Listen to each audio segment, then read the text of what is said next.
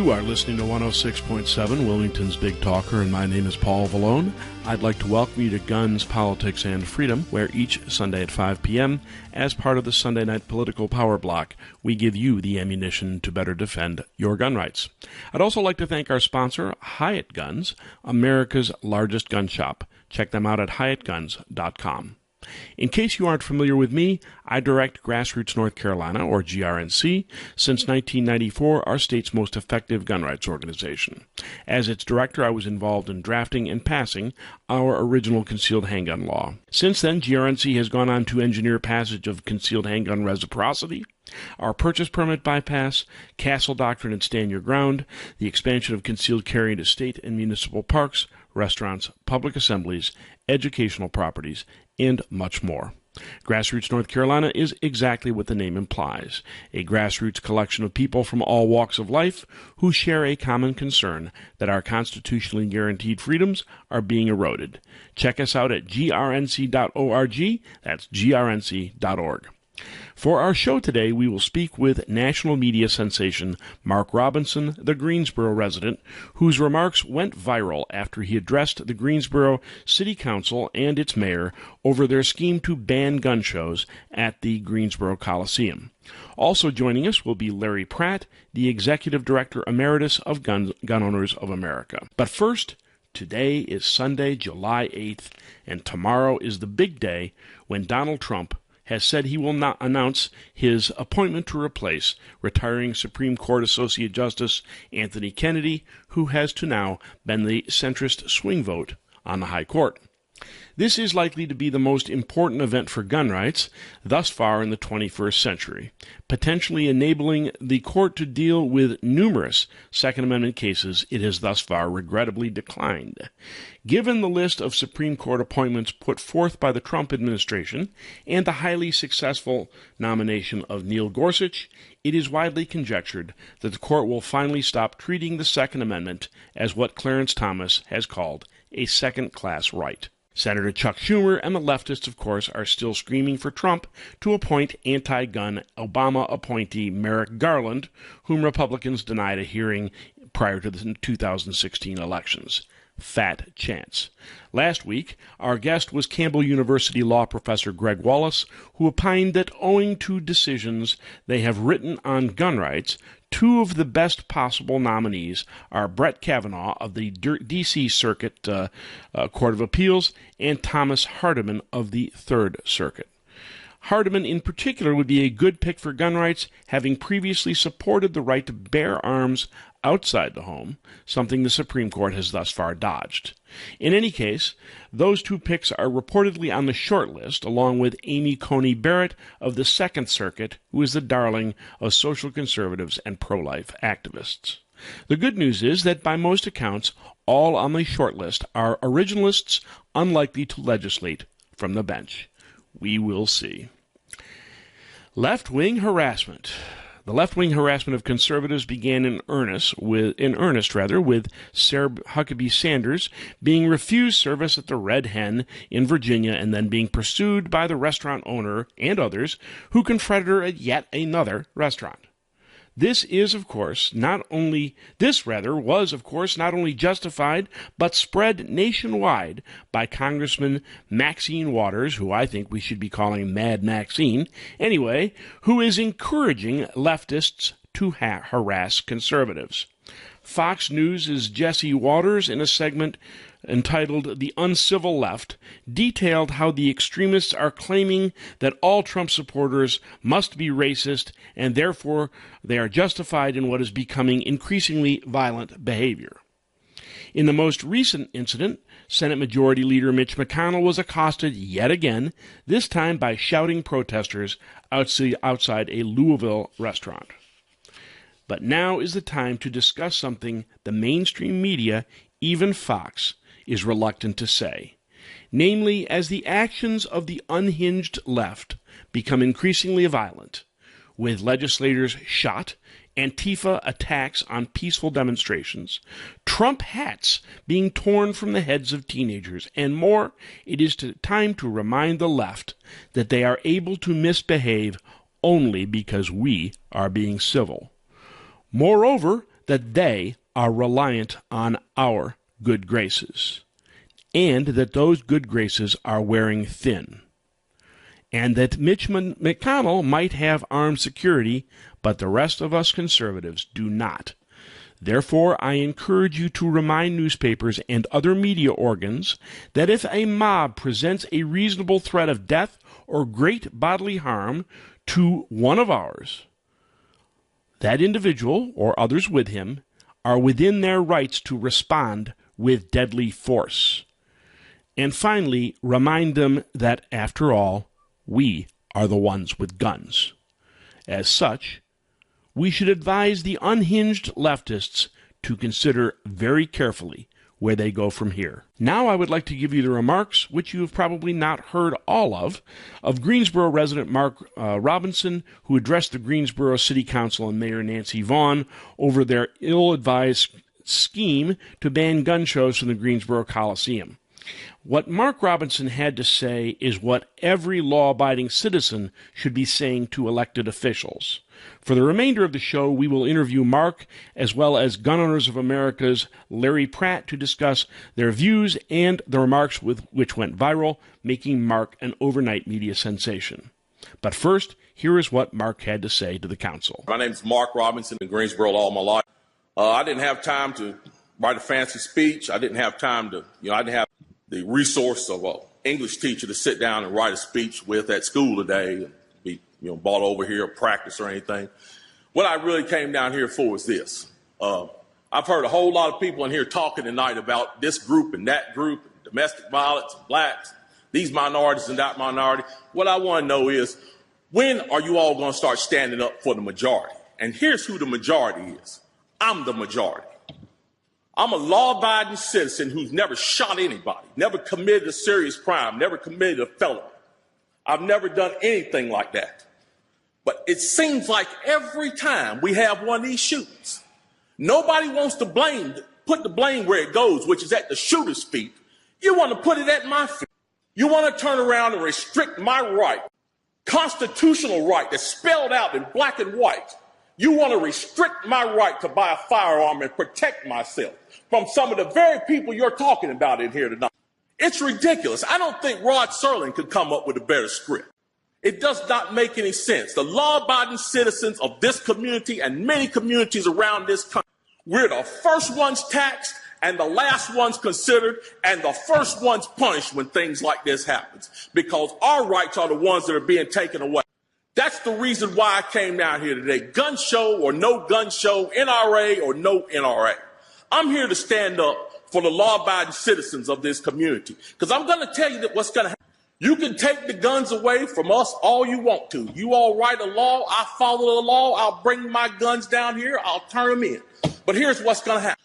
The Crips and the Bloods on the other side of town, they're not going to turn their guns in. They're going to hold on to them. And what's going to happen when you have to send the police down there to go?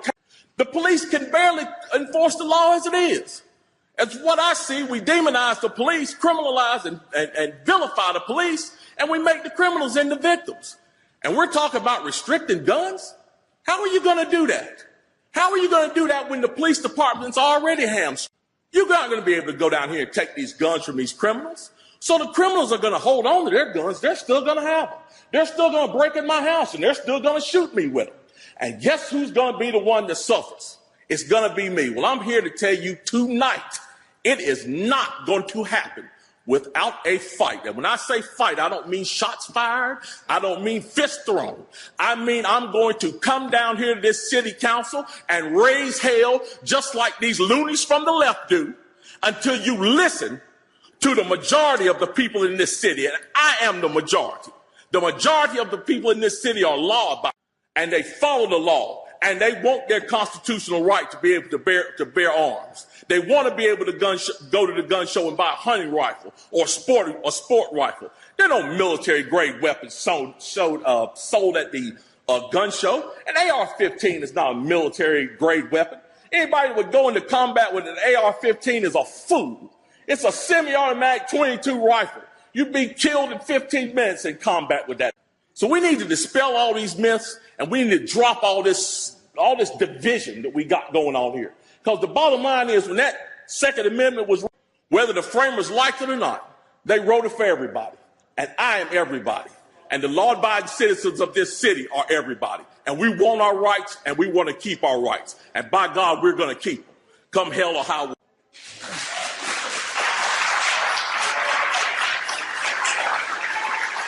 With that inspiration, folks, we're going to take a short break, after which we will return with the man himself, Greensboro resident Mark Robinson, his views, and his advice on how to better defend your rights. Meanwhile, you are listening to Guns, Politics, and Freedom on Wilmington's Big Talker 106.7, wilmingtonbigtalker.com.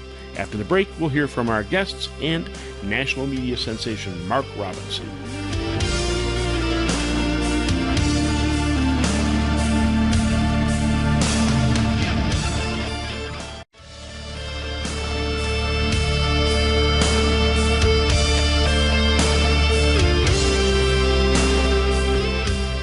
My name is Paul Vallone, and you are listening to Guns, Politics, and Freedom today on Wilmington's Big Talker, 106.7, wilmingtonbigtalker.com. Our show is sponsored by Hyatt Guns, America's largest gun shop. Check them out at hyattguns.com. Today, we are fortunate to have as our guest Greensboro resident Mark Robinson, whose comments to the Greensboro City Council on April 3rd regarding their plan to shut down the Greensboro Gun Show have gone viral after he so eloquently expressed the frustrations of law-abiding citizens everywhere as they see their rights restricted over the acts of criminals. Since then, Mark has been featured on Fox News, NRA News with Dana Lash, and a host of other media outlets nationwide. Welcome, Mark. Hey, how you doing? It's a pleasure to be here. Well, thank you very much for joining us. I do believe you've had quite a ride since making those remarks at the City Council meeting. Have you not? Absolutely. It's been an absolute whirlwind. I tell you, it's been all good, but it's been a whirlwind. Whole new different way of life, I'm telling you. Well, actually, I think that's part of the appeal, that you wind up being an accidental spokesman for the Second Amendment who is so eloquent in speaking for the right to keep and bear arms. I think that is what makes this truly worthwhile. So we thank you for that. Well, thank you. Like I said, I just try to tell things kind of like I see them, and I'm just hoping I can continue to inspire people. So far, you are doing precisely that. Now, to give our listeners a background, in April, the Greensboro City Council proposed ending gun shows at the Greensboro Coliseum.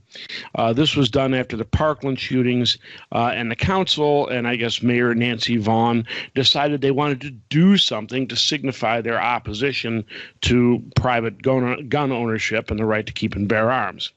Now, Grassroots North Carolina, or our organization, sent a message to them through the media that our statewide firearms preemption law would not let them do that, and frankly, if they tried, we would sue them. The night you made comments to the council, which went viral, we had one of our people delivering exactly that message. But frankly, when your remarks went viral, you saved us the time, trouble, and cost by shaming the council nationally. So to begin with, please accept my thanks for making it unnecessary for us to sue Greensboro. Well, I appreciate that. Like I said, I'm still just tickled that it actually had an effect, or had the effect that it's had. I really am. Well, now, just to establish this, you are not a hardcore full-time gun rights activist per se. Is that correct? You're not a gun owner, and you're not a regular shooter. Is that correct? Well, I think I would correct you on that. I am a hardcore gun rights activist. What I would not classify myself as is a gun enthusiast. I do not collect firearms. I am not. Firearms is not a hobby of mine. I planned on getting into firearms simply because at first it was a desire to get an AR-15, just to go to the range with my friends and do target practice, target shooting, things like that. But what really has driven me to really want to buy a firearm is the fact that I see this concerted effort to try to take that right away. And I said, well, before anybody does anything in this area to snatch the right away, I'm going to go and get one, exercise my right so I can defend that right. And then this issue arose with the city council. Okay, and as a matter of fact, I was going to get to that.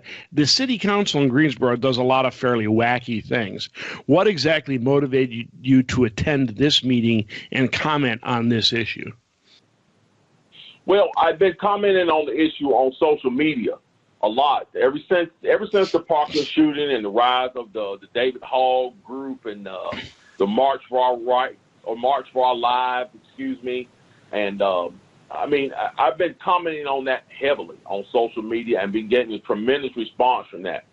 So when the issue arose in my own hometown and my own city council, I knew that I could not stay home once they decided to have a meeting about it.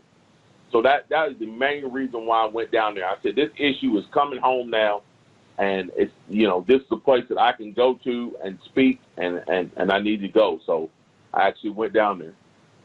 Very good, and we're glad you did. Clearly, you've thought this through. I mean, I've listened to a lot of your other interviews. You have both knowledge and passion in defending the Second Amendment.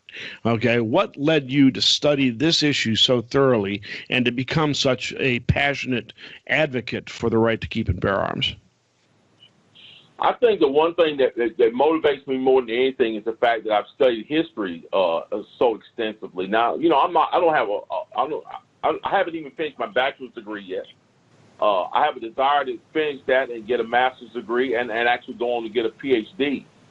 But I've done a lot of private study of history. I've watched a lot of documentaries, read a lot of books on my own, done a lot of studying. And the one thing I see in all of the despotic nations that have committed mass murder, the one common thread is that in all those societies, one of the first things they did was they disarmed the people and made sure they had no way to defend themselves. And in this country, we've been blessed.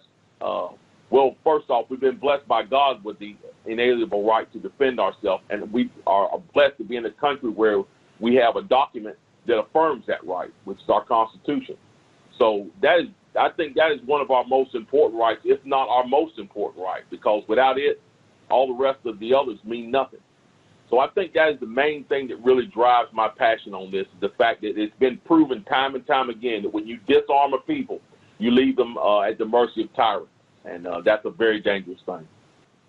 Thank you.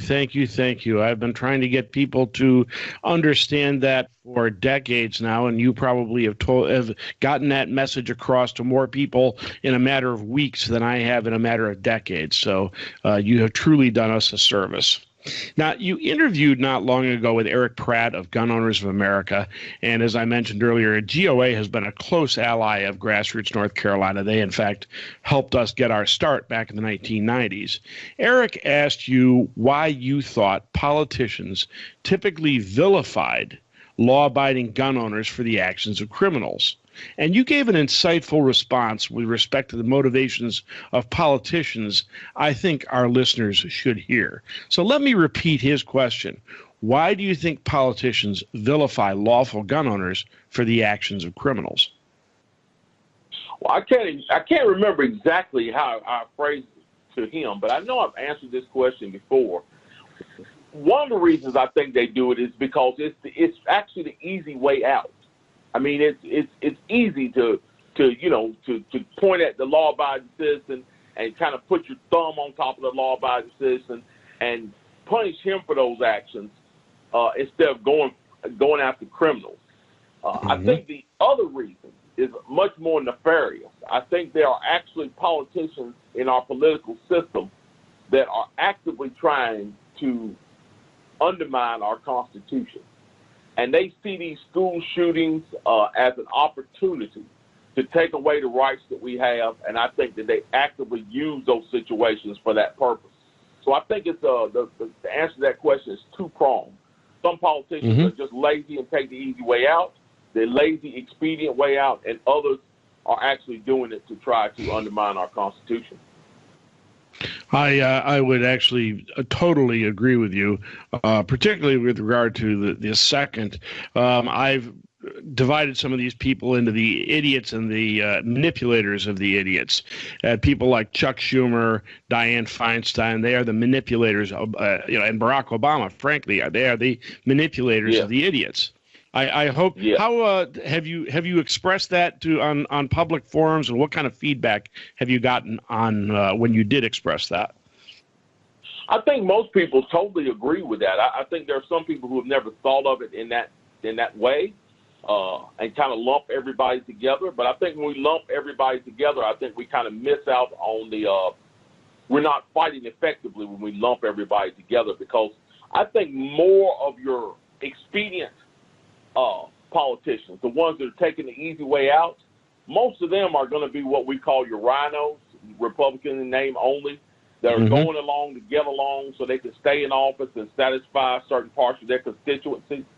But I think on the other side of the aisle is where you're going to find the manipulators, your Chuck Schumers, your Nancy Pelosi's, your Hillary Clintons. These are hardcore Marxist socialists who want to change our Constitution and take away our right to keep and bear arms. Yep, people don't realize, Saul Alinsky, you have to destroy a society in order to create your great socialist utopia thereafter. Absolutely. We're going to have to take a break right now. We'll get back in just a moment. But right now, folks, you are listening to Guns, Politics, and Freedom on Wilmington's Big Talker 106.7, WilmingtonBigTalker.com. Please join us after the break when we resume our discussion with Mark Robinson, who has inadvertently become the spokesman of the generation for law-abiding gun owners and the Second Amendment.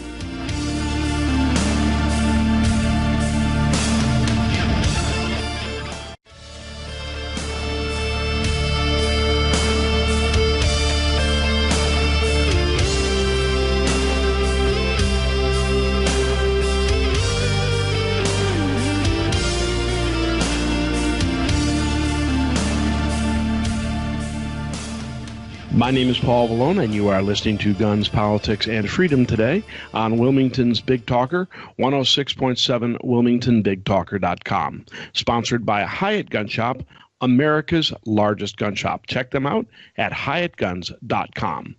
Our guest today is Greensboro resident Mark Robinson, whose comments to the Greensboro City Council regarding its ill-fated proposal to end gun shows at the Greensboro Coliseum went viral. Quite accidentally, Mark has become a spokesman for law-abiding gun owners and citizens who are frankly sick and tired of suffering for the actions of criminals. Mark, in some of your previous interviews, including the GOA interview I was talking about, you expressed an understanding of the Second Amendment that everyone should share, but unfortunately, most often they don't understand what the Second Amendment is all about. Tell us why you feel it's important to defend the right to keep and bear arms. Well, here it is. A lot of people think about the Second Amendment, and they try to equate it with hunting or, saying that you have the right to, go out and hunt deer or duck. But the bottom line is this. The Second Amendment, I believe the founders, their intent of writing the Second Amendment was to ensure that we had a civilian arsenal that would ensure that our government would not gain too much physical power over the people they were supposed to be, and here's the key word, serving. Not ruling, not leading, serving. And I think that was the number one reason for the Second Amendment, to make sure that citizens had the right to defend themselves against any government, no matter whether it be city, state, or local, that would become despotic. The second reason, which is affirmed in the D.C. versus Heller case, is the right to self-defense from for the home against any criminal element that may try to break in or commit acts of violence against you personally. So those are the two main reasons for our Second Amendment. Now, if we were to lose that right, I just want people to stop and think for a moment what it would be like. Imagine if you were at the mercy of a police force like the one in Broward County, led by Scott Israel. which failed those students down there miserably. Imagine if citizens down there didn't have the right to defend themselves and were at the behest of someone like that. It would be a terrible thing. If that was all across the country, it would just be, it's a terrible thought. Well, actually, that terrible thought is precisely what happened at Parkland School. The students couldn't defend themselves, or the students or the faculty members couldn't defend themselves because they were in a supposedly gun-free zone. And as you just correctly pointed out, law enforcement failed to do so. So there's a perfect example of exactly what you're talking about. It's very important, and we need to try to get as many people to understand that as possible. Hear, hear. Clearly, we've seen a lot of attacks on the right to keep and bear arms, particularly after the school shootings. What do you regard these as? Do you see the attacks, as a part of a larger effort? And if so, what kind of effort do you see behind these attacks on our right to keep and bear arms from some of those disingenuous politicians we were talking about earlier? The thing that frightens me the most is the ramping up of the attack on the Second Amendment. When you look at that, and then you look also at the ramping up of the socialist movement in this country. And when I say socialist movement, I don't mean liberal movement. I mean exactly that, socialist movement. I mean, you just had a socialist pop up here in New York. The new young face of the Socialist Party pop up in New York. You can see it happening. The further up the socialist movement goes, the further up the call for gun control goes, which leads me right back to my beginning statement. Look what happens when socialists take over a nation. And the first thing they do is they try to disarm people. And the second thing they do is to try to put despotic institutions in place that end up causing people their lives. So that's why this thing is important. And that is the number one thing that frightens me the most, is that we're seeing this movement to disarm people right along with this movement to build the Socialist Party in this. Yeah, hear, hear. And at this point, they're making no bones about calling themselves socialists either, which the good news is I love it when the left overplays its hand like they are right now, calling for the abolishment of ICE and, the repeal of the Second Amendment, because typically when they overplay their hand, the electorate comes back and slaps them down. I hope that's going to be the case in the upcoming election, but of course that's by no means assured. We have a lot of work to do in that area. That's probably our most pressing issue right now is these midterm elections. Hallelujah. And Grassroots North Carolina, as our supporters understand, we have a huge election effort, including the distribution of 150,000 voter guides, gun owners' voter guides, across the state as part of our Remember in November project. So our election effort is probably one of the biggest things that we do, biggest and most expensive things that we do for precisely the reasons that you have so clearly expressed. We have heard from the media that the Second Amendment is no longer relevant, that it might have been useful when the framers drafted it, but that now we have the government to protect us. What do you have to say to those people? Again, look at the way the government failed. We're just going to use the most recent example, which is the example they're all using now to ramp up their attacks on the Second Amendment. Look at Parkland. Who failed in that instance? The schools failed.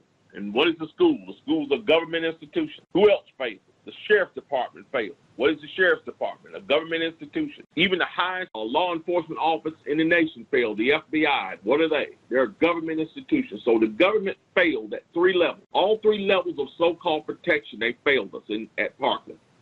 Do we really expect that same government that failed us in all three instances in Park to protect us in our well-being and protect our rights? I don't think so. I think that is absolutely, when it comes down to the nuts and bolts of things, protection of our rights comes to the individual, and that is spelled out directly in the Second Amendment. The government is having a hard time carrying out its own mission. I certainly don't expect it to carry out mine.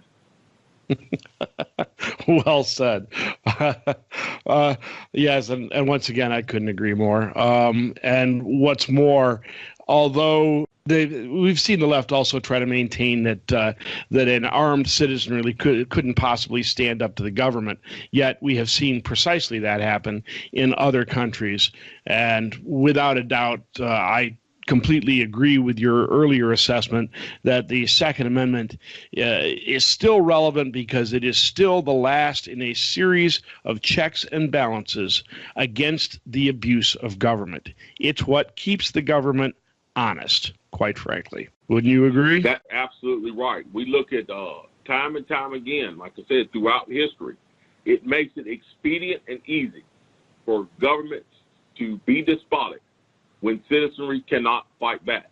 Now, certainly it would be a humongous task to fight any government, but you would certainly have a better chance of fighting the government with an AR-15 than you would with a bag of rocks.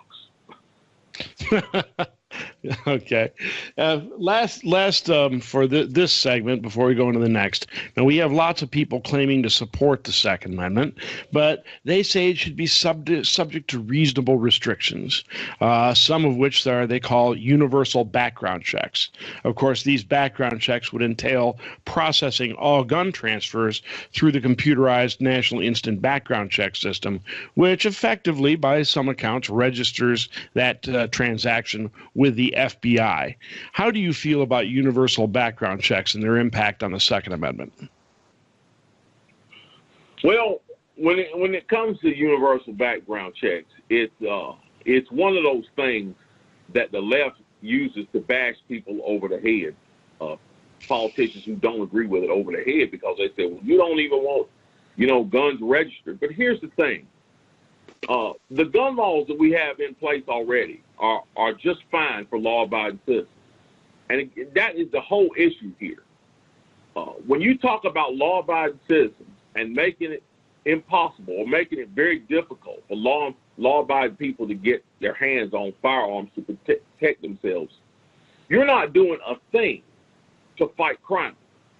The issue shouldn't be universal background check. The issue should be, how does the FBI, how does the FBI across the country, of all the different states, how does the city police and the sheriff's department, they need to come up with effective ways to fight crime.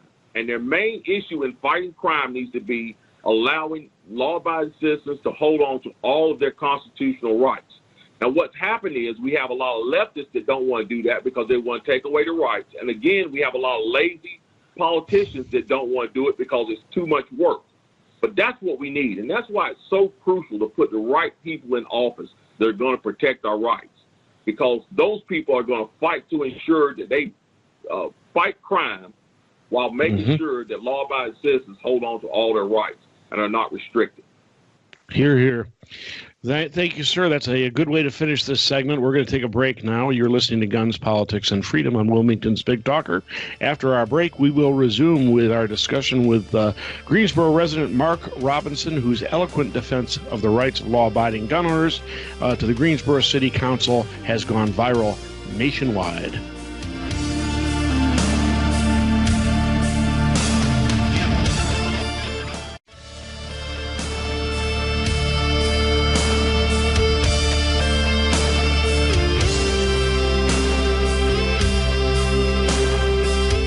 My name is Paul Vallone, and you are listening to Guns, Politics, and Freedom today on Wilmington's Big Talker 106.7, WilmingtonBigTalker.com, sponsored by Hyatt Gun Shop, America's largest gun shop. Check them out at HyattGuns.com. For our last segment, we're going to continue our discussion with Mark Robinson, who has become the accidental but very eloquent spokesman for law-abiding gun owners. But also joining us, we have Larry Pratt, the Executive Director Emeritus of Gun Owners of America, the only no-compromise gun rights organization in Washington, and quite frankly, the group that helped our group, Grassroots North Carolina, get its start. Welcome aboard, Larry. Well, great to be with you. Thanks so much for having me. Believe me, the pleasure is always mine. You and I go way back. I'm thinking this was 1994 when I actually called you cold to see what could be done about the Second Amendment. You took my call, and the result of that became Grassroots North Carolina. So I thank you again for your openness and your willingness to give us a hand way back when. Well, it certainly has turned out well. You guys are doing a great job. Well, as I say, any day I can tick off a liberal can't be all bad. Oh, anyway. How sweet it is. Mark, a couple more questions, and then I think Larry has something he would like to say. Mark, at the Greensboro meeting, you distinguished quite clearly and accurately between the AR-15s and the actual military rifles that are actually not available at the Greensboro Gun Show. How do you feel about restrictions on these so-called assault weapons? Well, first off, as we all know, that word assault weapon is it's ridiculous. Hammer can be an assault weapon. I mean, I can take the most mundane item and turn it into a quote assault weapon if I assault somebody with. So that is actually assault rifle, assault weapon. That's just stuff that's just made up for, I guess, the movies and television and the mass media to try to scare people with. I think that people who don't understand firearms shouldn't make snap judgments about them, and they should actually try to see what people have gotten me to see, which is the evolution of firearms. Back in the day of firearms, were your 22 rifles and your,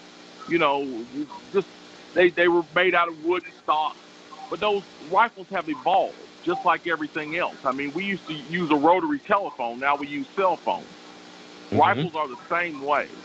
And the AR-15 of today is no more dangerous than the 30-30 of yesteryear, the lever-action 30-30 of yesteryear. So, I mean, that's the main thing people need to understand. Firearms have evolved. They're not these big, bad weapons of mass destruction everybody makes them out there. And I would also add to that this is, of course, all pursuant to a strategy that the gun control organizations have been using since the 1980s to divide and conquer by making hunters and people who own guns other than semi-automatic firearms think that these are the bad guns, and these, of course, are the only ones that the gun control advocates want to ban.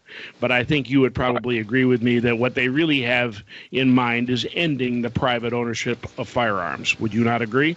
That's exactly right. That is the plan. The plan is to point out the big, bad, scary gun, which they've made out to be the AR-15. If they could get that one banned, the crime still wouldn't stop. Criminals are still going to get their hands on weapons. The shootings are still going to happen. Then they'll go to the next gun. They'll say, oh, well, it's the handguns. And then once they get rid of handguns, they say, oh, it's the shotguns. And then the next thing you know, we'll end up in the position they want us in, which is completely unarmed. So this is not a thing where they're actually trying to make common sense gun laws. They're just trying to get rid of gun security. Hallelujah. So you said that you previously defended the Second Amendment before this Greensboro meeting on social media, and you were active there, but that you hadn't actually shown up to do stuff, on an on-person basis like you did at the city council meeting. What advice would you have for people in similar situations, people who support the right to keep and bear arms, but who haven't really done that much actively to defend that right? What would you tell them? I would say more than anything, take a lesson from my experience. You may not seem like you can make a difference. You may be afraid to step up and try to make a difference. But trust me, if you are doing the right thing for the right reason, it will always come out for the best. So my advice would be to do whatever it is you can do. You may not be a public speaker. You may not feel comfortable doing that. But if there's a meeting, go down to the meeting and support the people who are speaking. Trust me, they need your help. Nothing helps a speaker more than knowing that there are people out there to support them. If you can't do that, support with your dollars. Find organizations like Grassroots America, Gun Owners of America, and other organizations to actually donate to those organizations and get involved with those organizations.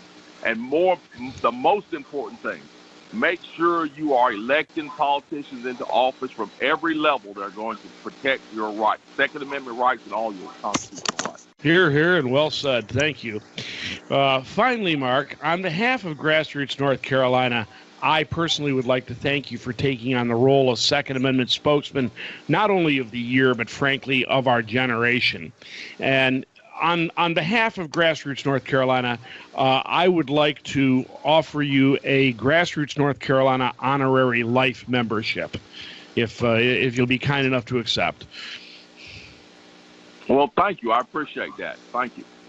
And we'll have somebody, we'll arrange a session right now to present you the certificate for that and to get your information and whatnot.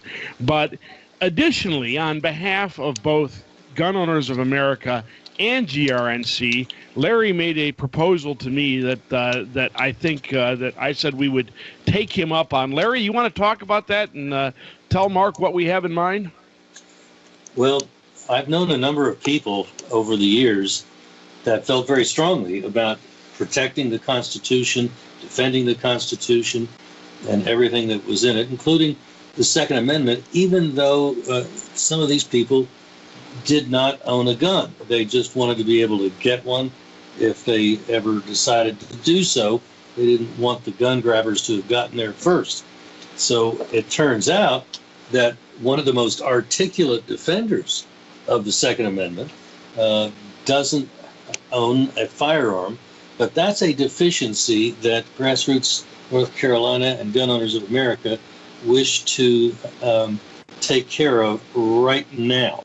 And so we've come together to make a change in your status, Mark, from a non-gun owner to a gun owner. And Paul, maybe you can explain the details, because I think a visit to a federally licensed firearms dealer will be in order. All righty. Mark, we're thinking probably the logical candidate for something like this is the quintessential firearm owned by operators worldwide, the Glock 19. You like that idea? Oh, wow. Yeah, man. Great. Oh, wow. Now, what we're going to have to do here is when we do gun raffles and stuff, and so what we do is we make sure all the transfers go through federally licensed dealers. So what we'll do is we will get a gun to an FFL, federally licensed dealer in your area, and then do the transfer from that point. And have one of our people come probably take a quick photograph, got to have the photograph, and then do the transfer. Does that work for you? That'd be great, guy. That'd be great. Well, one of the things that, and I mentioned this to Larry, is we want to make sure, we've always said the only thing that stops a bad guy with a gun is a good guy with a gun. Well, we want to make sure the good guys have the guns. So, and has a good gun. Yeah, there you go. This is no clunker. This is one of the best. And if the SEALs like it, then I don't see how anybody else could want anything else themselves. Wow. Well, I tell you what, I'm blown away. I don't know what to say, guys. Thank you. Well, it is the least, frankly, that we can do, given all that you have done for the Second Amendment. You have gotten this message to people in ways that frankly we could not. And like I said, I think you've reached more people in a few weeks than I've reached in a decade. And wow. And for that, I personally thank you. And by the way, I would suggest that all of this has happened to the great chagrin of the smarty pants on that city council. Yeah, absolutely. Absolutely. Now we need you to get you to run for that city council, Mark. Let's hear it. Yeah, we'll see what's going to happen in that area. We'll see. That's a good political answer. There you go. Well, folks, we're running out of time, so I'm going to have to wrap it up. Thank you again, Mark. We appreciate it. And this is Paul Vallone. You're listening to Guns, Politics, and Freedom on Wilmington's Big Talker, 106.7, WilmingtonBigTalker.com, where each Sunday at 5 p.m., we give you the ammunition to better defend your gun rights. Please check out my website as well, which is gunspoliticsandfreedom.com, where you can find both my writings and earlier editions of the show. See you next Sunday at 5.